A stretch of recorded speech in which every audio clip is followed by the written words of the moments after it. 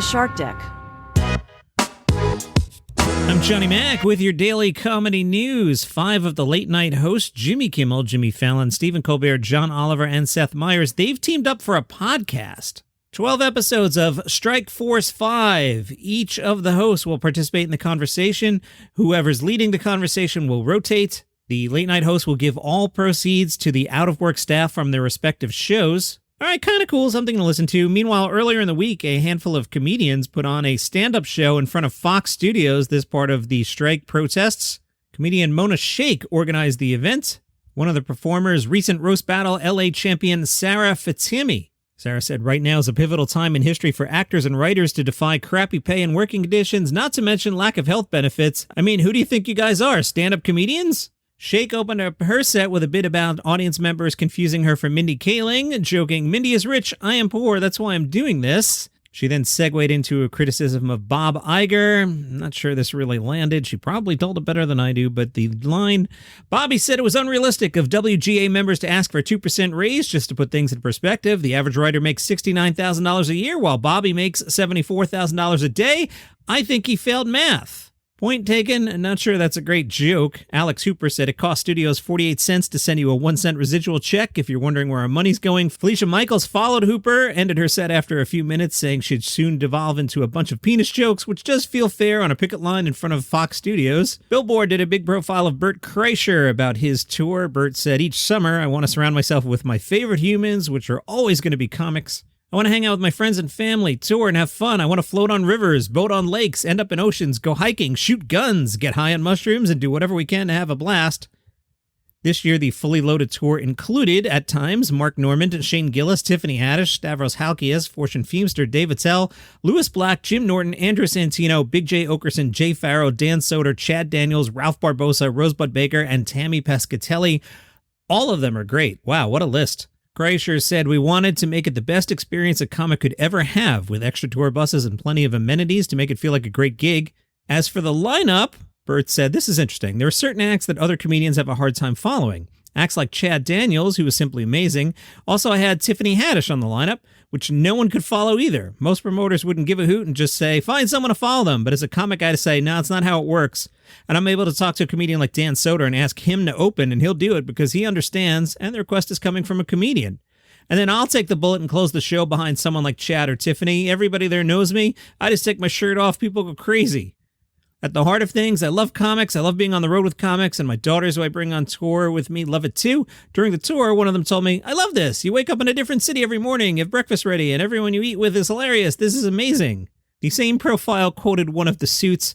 I hate when suits get involved, right? Because everything I just told you was like fun and upbeat, and then the suit says, "Our intention for creating Fully Loaded was to build a lifestyle brand that represents all of the aspects of life that Bert enjoys the most, that could then support multiple ventures and revenue streams for years to come." I want to throw up. Listen to yourself. "And then could support multiple ventures and revenue streams for years to come." Stop. You took all the fun out of it. Congratulations to Adam Sandler. He has a new all-time best-reviewed movie.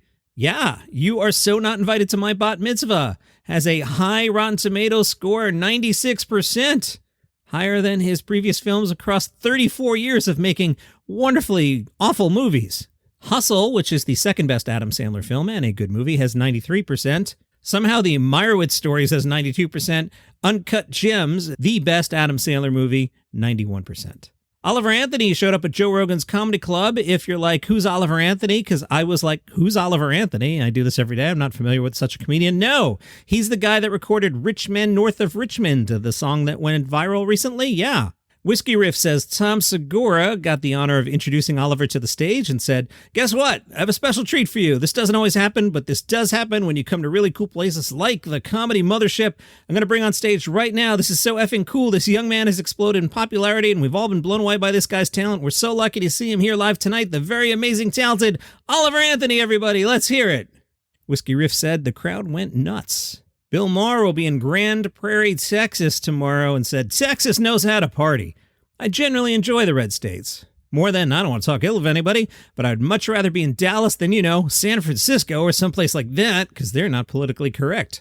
The Dallas News asked Bill Maher what kind of audience he expects. Bill said, politically mixed, which is very rare. It's very rare throughout history, but especially now when we're so partisan. One reason I love doing stand-up is it's the audience who wants me to go there. I've always found there's no problem in Texas. As for the Dallas metro area, it's kind of the perfect combination. For the last few years, since the left kind of went nutty on their own, I consider myself mostly what you'd call an old school liberal, but that's very different from woke.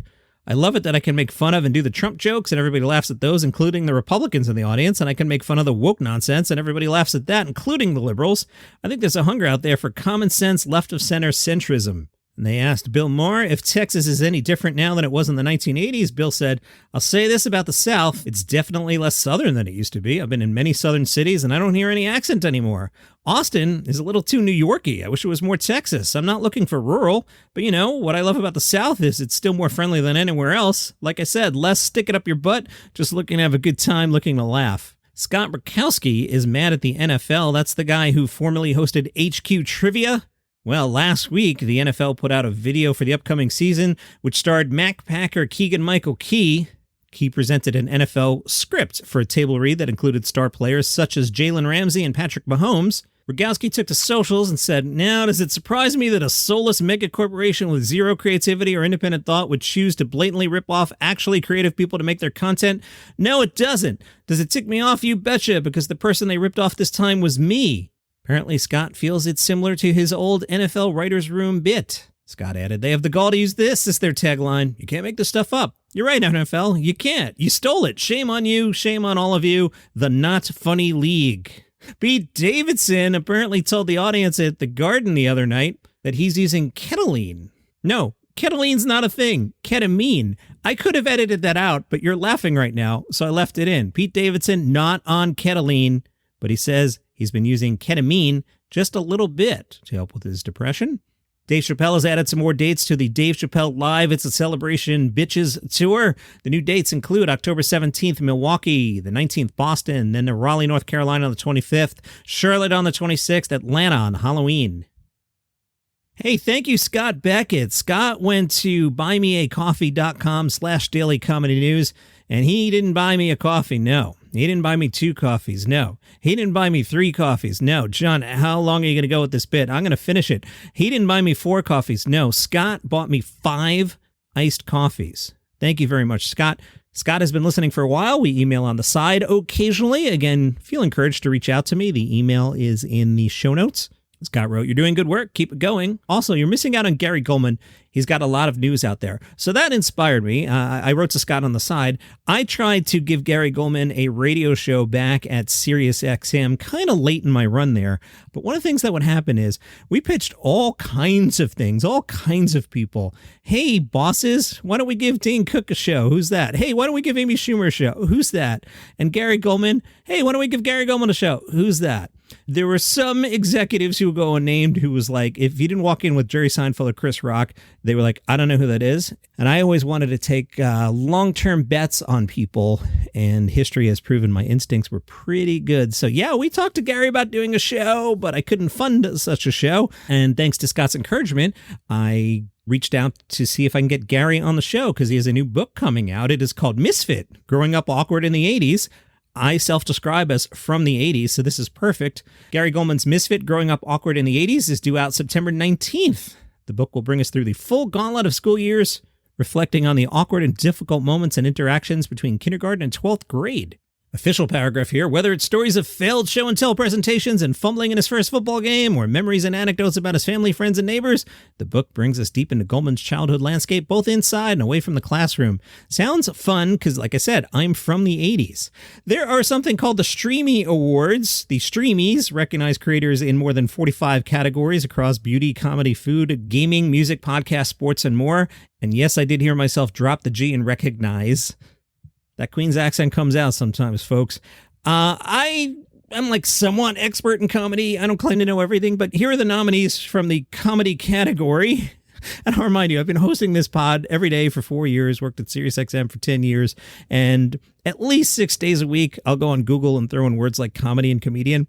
So I was quite surprised to find the nominees in comedy for the Streamy Awards are DeMarcus Sean, Chris Collins, Lucas Lopez, the McFarlanes, and your winner, RDC World. Congratulations, RDC World. I'm curious. Yes, I'll take out the Google machine and find out.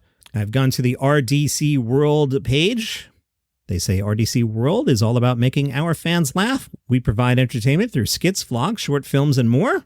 I clicked on the videos tab, and let's see how aliens would be if they landed in the hood.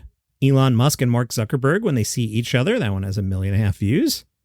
How Doc Rivers was in the locker room after the Sixers got blew out. 2.5 million views. So these guys are doing quite well. Congratulations, RDC World. You're winners of the Streamy Awards comedy. Some festivals this weekend. If you're in or near Philadelphia, it's the inaugural Philly Comedy Fest in Port Richmond. 12-hour comedy festival Sunday at the Gall & Company Malthouse. Matt McCusker, Ian Fidance, Tim Butterfly, Sarah Bell, and Peggy O'Leary among your performers. Meanwhile, in South Coast, Massachusetts, it's the Whale City Comedy Festival. That kicked off last night. One of the performers you can see tonight, he's really good. Anthony DeVito, he'll be in New Bedford. Nico White plays Saturday. Sean Donnelly, who's really good, plays Sunday.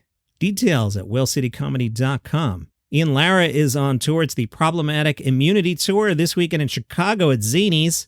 And he'll be on tour through at least December 8th and 9th in Toronto. Information at ianlaralive.com. That is your comedy news for today.